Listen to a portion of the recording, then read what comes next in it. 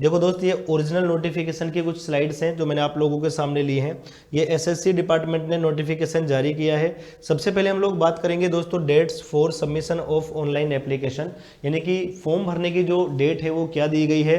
तो मैं आपको बताना चाहूँगा दोस्तों यहाँ पे कि फॉर्म भरने की जो डेट है वो 26 फरवरी से लेकर आप 18 मार्च तक आपका फॉर्म भर सकते हो।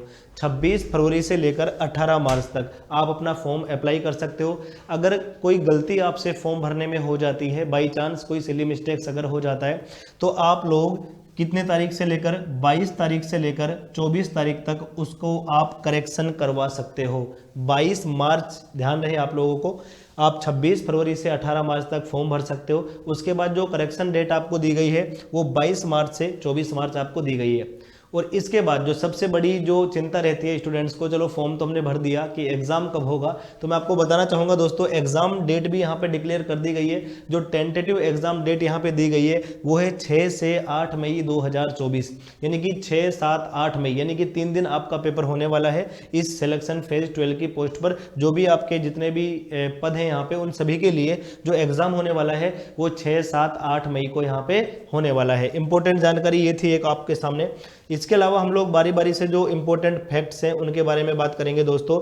जैसे यहाँ पे साइट पे एक नोटिफिकेशन दिया गया है प्रॉपर, आपको अगर पोस्ट के बारे में डिटेल जानकारी चाहिए तो आप इस नोटिफिकेशन पे क्लिक कर सकते हैं। इस नोटिफिकेशन पे क्लिक करते ही आपको पोस्ट, जितनी भी पोस्ट हैं सभी के बारे में विस्तृत जानकारी आपको मिल जाएगी। कौन कौन सी के लिए आप एलिजिबल हो, कौन कौन सी के लिए आप एलिजिबल नहीं हो, सारी की सारी कहानी आप लोगों को यहाँ पर मिल जाएगी। तो दोस्तों आगे हम लोग बात करेंगे जैसे भाई एज क्राइटेरिया वगैरह क्या होता है आपका।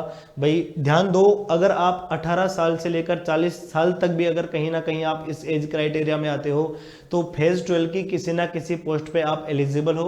18, देखो अलग अलग दिया हुआ है, कुछ पोस्टों के लिए 18 से 25 साल रहेगा, कुछ के लिए 18 से 28 साल रहेगा, कुछ के लिए 18 से 30 साल है, कुछ के लिए 18 से 35 साल है, कुछ के लिए 18 से 40 साल भी दिया गया है। देखो सारी कहानी यहाँ पे दी गई है, मैं आप लोगों को बताना चाहूँगा। 18 से 30 से 18 से 35 से 37 से 42 साल तक आपको दिया गया है। देखो दोस्तों ऐसे ही जैसे कुछ पोस्टों के लिए 20 से 25 साल भी है, कुछ के लिए 21 से 25 साल भी है। तो ये अलग अलग एज क्राइटेरिया आप लोगों को दिया हुआ है यहाँ पे, सारी की सारी हम लोग बात करें तो। और ये मैं आपको बताना चाहूँगा दोस्तों जो एज क्राइटेरिया लिया है वो 1 जनवरी 2024 तक का आपका रहने वाला है, ठीक है। उसके अलावा एज रिलैक्सेशन की अगर हम बात करें तो हमेशा की तरह जो भी एसएससी के रूल्स होते हैं, गवर्नमेंट रूल्स होते हैं कि भाई एससी एसटी के लिए 5 साल का एज रिलैक्सेशन मिलने वाला है, ओबीसी के लिए 3 साल का मिलने वाला है, जो फिजिकल हैंडीकैप जो कैंडिडेट्स होते हैं उनके लिए 10 साल तक का है, ओबीसी प्लस वो है तो 13 साल तक का है, और अगर आप एससी एसटी में आते हो तो 15 साल तक का आपको मिलने वाला है। एक्स सर्विसमैन के लिए एज रिलैक्सेशन 3 साल का है, जब भी आप सर्विस करके आए हो, रिटायरमेंट आपका हुआ है, उसके 3 साल बाद तक भी आप यहाँ पे फॉर्म भर सकते हो, ऐसा इन्होंने बताया हुआ है। और भी अलग अलग जगह बताया हुआ है एज रिलैक्सेशन के बारे में, ठीक है। कुछ ग्रुप सी पोस्ट के लिए दिया हुआ है ओनली कि भाई ऐसा यहाँ पे ग्रुप सी पोस्ट के लिए कर सकते हैं हम लोग। और इसके अलावा अगर हम लोग बात करें एक्स सर्विसमैन के लिए तो कुछ स्पेशल इंस्ट्रक्शंस भी दिए हुए हैं एक्स सर्विसमैन के लिए। अगर आप में से कोई भाई बिलोंग करता है एक्स सर्विसमैन से रिलेटेड तो आपको ये पढ़ना है नोटिफिकेशन। 167 पेज का ये नोटिफिकेशन है, आपको ये पढ़ना है बहुत अच्छे तरीके से। आजकल ट्रांसलेशन का सिस्टम बहुत अच्छा हो गया है, वो आप लोगों को पता ही होगा। आप आराम से कहीं भी कॉपी पेस्ट करें और इजीली चीजें ट्रांसलेट हो जाती हैं, ठीक है भाई।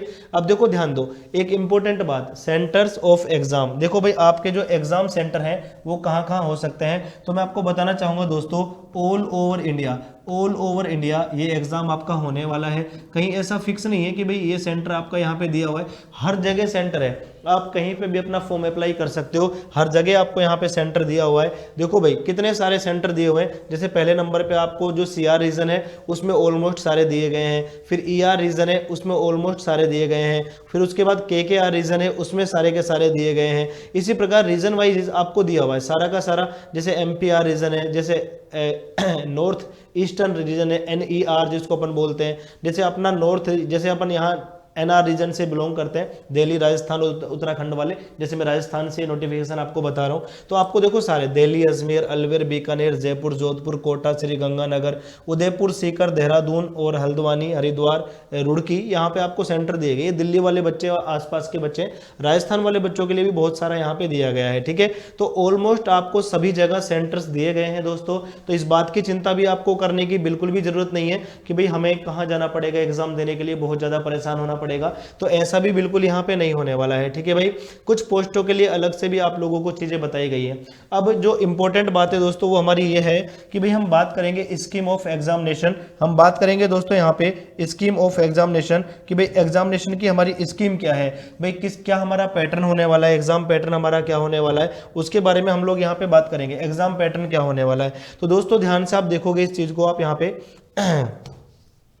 एग्जाम पैटर्न के बारे में हम लोग बात कर रहे हैं। और एग्जाम पैटर्न में जैसा कि आपको पता है कि भाई एसएससी का जो हमारा पैटर्न होता है, एसएससी का जो हमारा पैटर्न होता है वो क्या होता है, वो होता है भाई देखो आपको क्या क्या दिया जाता है, जैसे आपको रीजनिंग का पार्ट दिया जाता है, आपको जीके का पार्ट दिया जाता है, आपको मैथ्स का पार्ट दिया जाता है और आपको इंग्लिश का पार्ट दिया जाता है। सभी के 25-25 क्वेश्चन रहने वाले, नंबर ऑफ क्वेश्चन जो है वो 25-25 है और मैक्सिमम मार्क्स जो है वो 50 है। यानी कि आप ऐसा कह सकते हो प्रत्येक क्वेश्चन कितने नंबर का है दोस्तों, 2 मार्क्स का है। प्रत्येक क्वेश्चन कितने मार्क्स का है, 2 मार्क्स का है। तो साथ में यह भी बताया गया है कि जो नेगेटिव मार्किंग आपकी होने वाली है ना दोस्तों, वो 0.5 मार्क्स होने वाली है। यानी कि मैं ये कह सकता हूं टोटल क्वेश्चन का 1/4 आपका नेगेटिव मार्किंग होने वाला है। यहाँ पे 1/4 अगर आपका 4 में से 4 गलत कर रहे हो या आपने 4 क्वेश्चन किए उसमें से 1 गलत है, तो आपको बराबर रहने वाले हो, ना आपको फायदा होने वाला है ना नुकसान होने वाला है। 1/4 चौथा हिस्सा आपका गलत अंक काट लिया जाएगा। एक क्वेश्चन 2 नंबर का है तो उसका चौथा हिस्सा कितना होता है, 0.5 मार्क्स आपका होता है।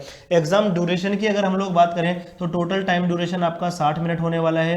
लेकिन अगर आपको आंखों में कोई प्रॉब्लम है, आप स्क्राइब लेते हो तो आपको 80 मिनट वहां पे दिए जाएंगे। ठीक है भाई, 80 मिनट आपको दिए जाएंगे वहां पे। अगर आपको कोई समस्या है आंखों में तो आप स्क्राइब अगर लेते हो तो आपको 20 मिनट एक्स्ट्रा वहां पे मिलते हैं। जैसा कि आप जानते हो एसएससी का ये नियम है दोस्तों, 20 मिनट वहां पे एक्स्ट्रा आपको दिए जाते हैं।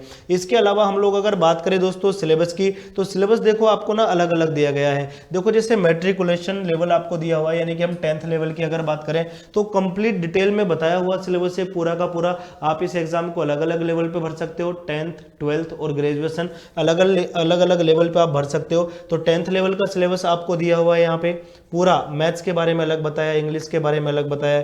उसके बाद देखो 10+2 लेवल का अलग बताया हुआ है। देखो पहले रीजनिंग के बारे में बताया हुआ है, फिर जीके के बारे में बताया हुआ है कंप्लीट सिलेबस, मैथ्स के बारे में बताया हुआ है और इसके अलावा अगर हम लोग बात करें तो इंग्लिश के बारे में बताया हुआ है। और फाइनली लास्ट में आपको देखो ग्रेजुएशन और अबव लेवल जो है उसके बारे में सारी कहानी बताई गई है।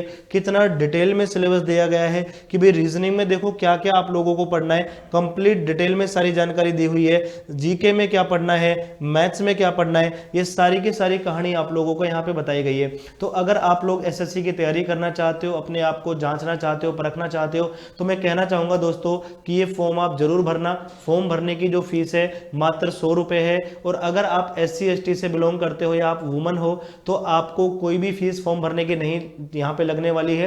तो भविष्य में अपना सपना साकार करने के लिए तो आपको अभी से शुरुआत कर देनी है। ध्यान रहे एग्जाम बहुत जल्दी होने वाला है, मई में होने वाला है। तो अगर आप भी तैयारी कर रहे हैं, अगर आप उत्कर्ष परिवार के साथ जुड़ना चाहते हैं तो आपके लिए एक बहुत इंपॉर्टेंट इंफॉर्मेशन भी मैं लेकर आया हूं कि उत्कर्ष परिवार के ऑनलाइन और ऑफलाइन बैच जो है एसएससी फाउंडेशन के, चाहे वो सीजीएल हो, चाहे वो सीपी हो, चाहे वो सीएचएसएल हो, चाहे वो फेज 12 हो, इनके जो ऑफलाइन बैच आपके स्टार्ट हो रहे हैं जो कि लाइव फ्रॉम क्लासरूम भी चलने वाले हैं दोस्तों, वो प्रयागराज में 21 फरवरी को 11 बजे स्टार्ट हो चुका है। अगर हम बात करें दोस्तों प्रयागराज की तो 21 फरवरी को 11 बजे इसकी मॉर्निंग में टाइम है दोस्तों। इंदौर में 26 फरवरी को यानी कल स्टार्ट हुआ है, 2 बजे इसकी टाइमिंग है दोस्तों इवनिंग में। जयपुर सेंटर पे जो नया बैच हमारा स्टार्ट हो रहा है दोस्तों वो 1 मार्च से हो रहा है और टाइमिंग रहने वाली है मॉर्निंग में 7:30 बजे। 1 मार्च से हमारा ये बैच स्टार्ट होने वाला है दोस्तों, Hindaun Heights Gopalpura bypass road Jaipur. देखो जोधपुर पे जो बैच है 1 मार्च से स्टार्ट होने वाला है, लेकिन इसकी जो टाइमिंग रहने वाली है दोस्तों 2 बजे रहने वाली है। तो इस वीडियो को ज्यादा से ज्यादा लाइक करें, अपने दोस्तों के साथ शेयर करें, सभी साथियों से मेरी गुजारिश है। उम्मीद करता हूं ये जानकारी आपको पसंद आई होगी। जुड़िए उत्कर्ष परिवार के साथ। Thank you so much, bye bye, take care.